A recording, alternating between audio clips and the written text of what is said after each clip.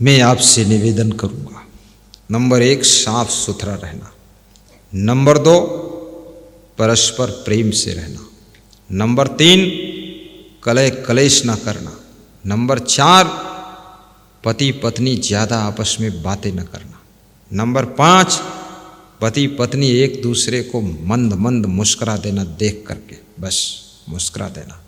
अगर ज़्यादा बोले तो फिर बम भोले, एटम बम निकलेगा। ज़्यादा पति पत्नी बात नहीं करना चाहिए, कम से कम बात करो, बस एक दूसरे को देख कर मुस्कुराओ कि बुरी तरह दोनों फंसे हैं, हालत खराब है। ज़्यादा बात नहीं करना, बात लड़ाना भी नहीं है, झगड़ना भी नहीं है। कोई सलाह करनी है चुपचाप सलाह करो, मनमानी मत करो। नारियों का सम्मान भी करो, नारियां अपने पतियों का भी सम्मान करें, अतिथि का आदर करो, माता पिता सास ससुर का ध्यान रखो, उनका स्वभाव अच्छा हो या ना हो, लेकिन उन बुजुर्गों को आदर देना, सेवा करना, उनकी व्यवस्था करना आपका परम कर्तव्य है। जिसके घर में बुजुर्गों का आदर होता है, गायों की सेवा होती है, अतिथि का सत्कार होता है और किसी महान संत के प्रवचन की आवाज गूंजती रहती है, उसके घर में दुख और दरिद्र दोनों नहीं प्रवेश करते हैं, वहां पर सुख शांति और लक्ष्मी का प्रवेश होता है। अपने घर में जोर जोर से चिल्ला चिल्ला कर मत बोलना, बूंग मत मारना, धीरे बोलना, खुसुर फुसुर बोलना, प्रेम से बोलना, कम बोलना, तौल कर बोलना, इशारे से काम करना, दौड़ दौड़ कर काम करना। ऐसे मत चलना बूढ़ी हथनी आ रही है, नहीं नहीं पत्नी है, हथनी नहीं है, छलांग मार देना, दौड़ के काम करना। कितने लोगों की चाल ऐसी होती है, चाल देख करके ही उल्टी हो जाएगी। इतना धीरे चलते, मोटर मोटर सुटर पुटर, अरे तेज चलो, झपट के काम करो, लपक के करो, होशियार बनो, बुद्धूनाथ मत बनो, साधु बनो तब भी बुद्धू मत बनो, बुद्धिमान बनो, ब्रिलियंट बनो, इंटेलिजेंस बनो, सुपर माइंड रखो, दौड़ दौड़ के कार्य करो। क्योंकि जब गाय दूध देती है तब उसको गुड़ और दलिया खिलाई जाती है, और दूध देना बंद कर देती है तो भूसा और पैरा और घास की पूली खिलाई जाती है। इसलिए तुम अगर काम करने के योग्य रहोगे, दौड़ते रहोगे, खूब मेहनत करोगे, तो तुम्हारा सम्मान घर में भी होगा, समाज में भी होगा, सब जगह होगा। माटी के धोंधा को कोई नहीं मानता है, कुछ योग्यता होगी तभी आपका आदर होता है। तो योग्य बनो, सुयोग्य पति बनो, गुणज्ञ पत्नी बनो। पति कभी आपको जोर से बोल दे, गम खा लेना। गम खाने वाली नारी देवी का स्थान प्राप्त करती है। और पति ने थोड़ा सा बोल दिया, अरे अब तो वो सुपर्णखा बनकर घूम रही है, लिए तावा चिमटा मारूंगी। ये आदत मत करना, गम खा लेना। अरे पति है, बोल सकता है, डांट सकता है। आज मैंने इस बच्चे से पूछा, ये आज ही आया सीतापुर से, मैंने कहा तेरे को एक बार मैंने डांटा था और फिर भी तू आया है।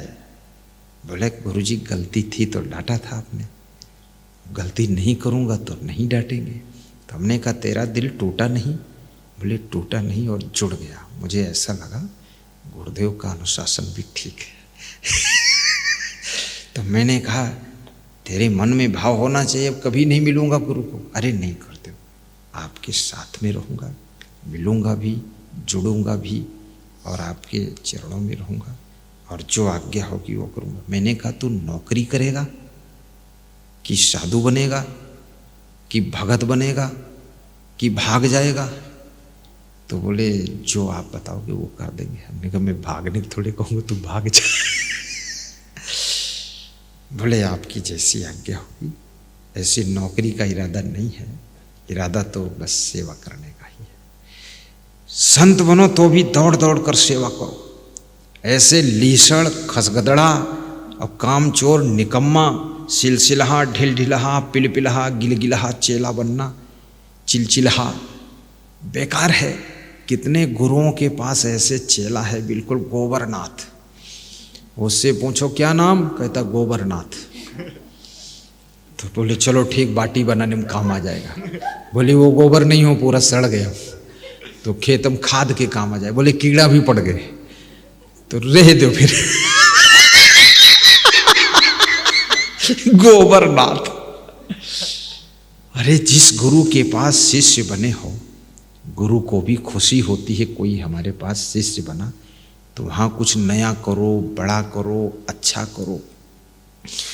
तपोभूमि कबीर धाम आश्रम जिस गांव में है नेपाल बॉर्डर पर, वहाँ के यहाँ 2-3 कर्मचारी काम करते हैं। तो आज मेरे पास आए, मैं कर्मचारियों का भी ध्यान रखता हूँ।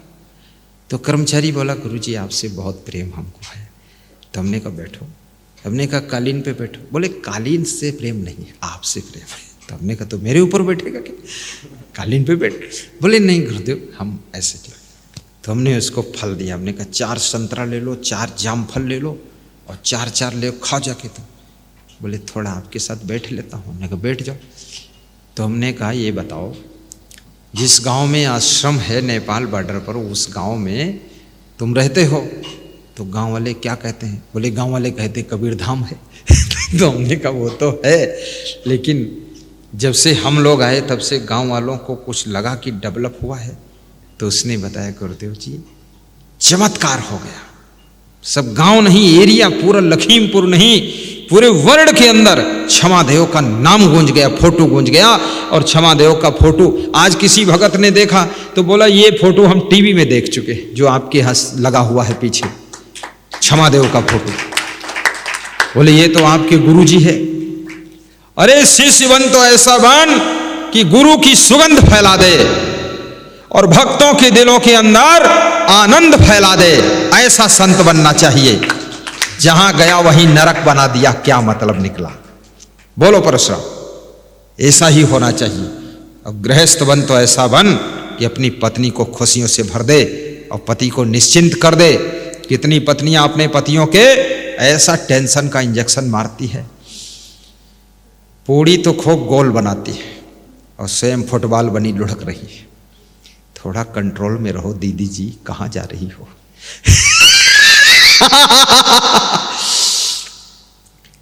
तुम्हारे जिस एक्टिविटी से तुम्हारे पति को टेंशन होती है, तुम्हारे जिस क्रियाकलाप से, बोलचाल, भाषा, शैली, स्वभाव से तुम्हारी पत्नी को असमंजस पड़ता है, उलझन पड़ती है, अगर वो चाहती है नशा पानी दुर्व्यसन सब छोड़ दें, एक झटके में छोड़ दीजिए। तुम्हारे प्रेम में तुम्हारी पत्नी ने अपने माता पिता, नैहर मायके को सब छोड़ करके रखा है केवल तुमको पाने के लिए, तो तुम उसके लिए कम से कम ये मांस मछली, अंडा, नशा, शराब, बीड़ी, सिगरेट, बिमल, गुटखा, फुटकर छोड़ दे, सब अपने को मोड़ दे, बुराई छोड़ दे, गुरु चरणों में जोड़ दे और अपनी पत्नी को सुख से रख, इधर उधर मत कर।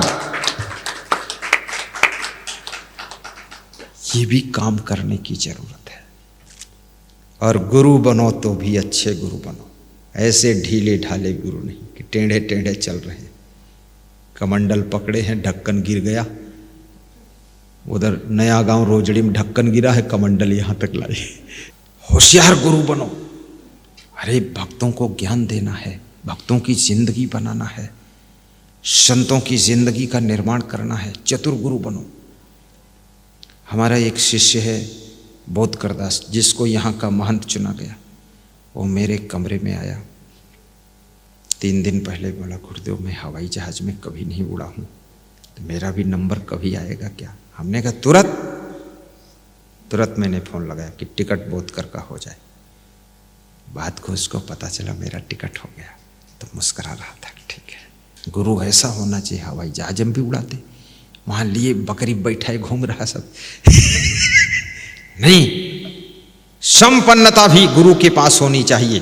10, 50, 100, 200 भक्त आ जाएं, भोजन की कमी नहीं पड़ना चाहिए, रजाई गद्दे की कमी नहीं पड़ना चाहिए। सब भक्तों को उठाइए, बैठाइए, सुलाइए।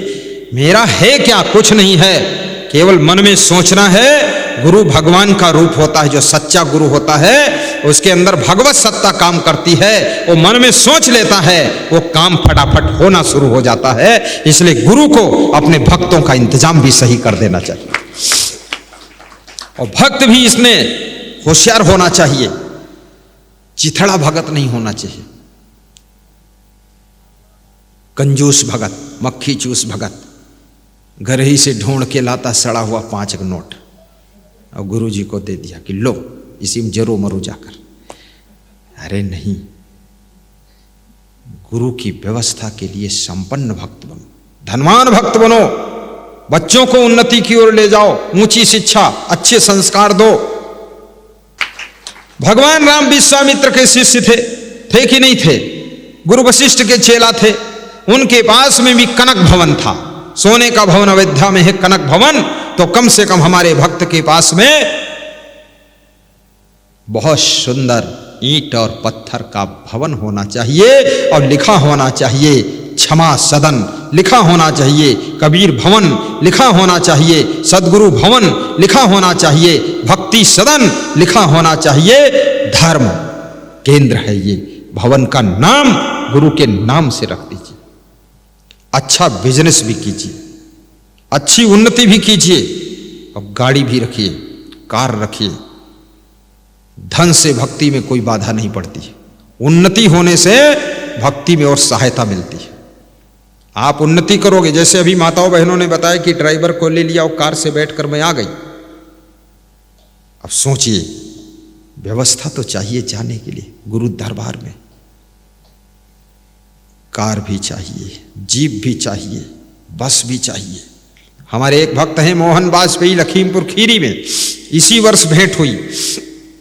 उन्होंने कहा कहीं से श्रोता लाना हो तो गुरुदेव 65 बसें हैं हमारे पास, तो 65 में 30-35 भेज दूंगा मैं। एक बस में 80 लोग बैठकर आएंगे, लग्जरी बसें सब डीलक्स। तो हमने कहा किराया भाड़ा, बोले कुछ नहीं। हमने कहा डीजल उजल, बोले कुछ नहीं। तो हमने कहा फिर, बोले कुछ नहीं। तो हमने कहा तुम, बोले हम नहीं, हम तो नहीं आएंगे पर गाड़ी आ जाएंगी। तो ट्राई कर लिया, उसको भेज कर एक गाँव में भर के ले आया सबको। कभी कभी अपनी गाड़ियां परमार्थ में लगाइए, धर्मार्थ में लगाइए। कभी कभी अपना अन्न भी परमार्थ धर्मार्थ में लगाइए, धन भी धर्मार्थ में लगाइए, ये शरीर भी परमार्थ धर्मार्थ सेवा में लगा दीजिए। जहां पर सत्संगी भाई बहन भोजन भंडारा ग्रहण कर रहे हो, पूड़ी का थाल पकड़ करके पूड़ी परोसिए, बूंदी परोसिए, खीर परोसिए, सब्जी परोसिए, उनके पत्तल उठा लीजिए, चटाई बिछा दीजिए, सफाई कर दीजिए, पानी पिला दीजिए।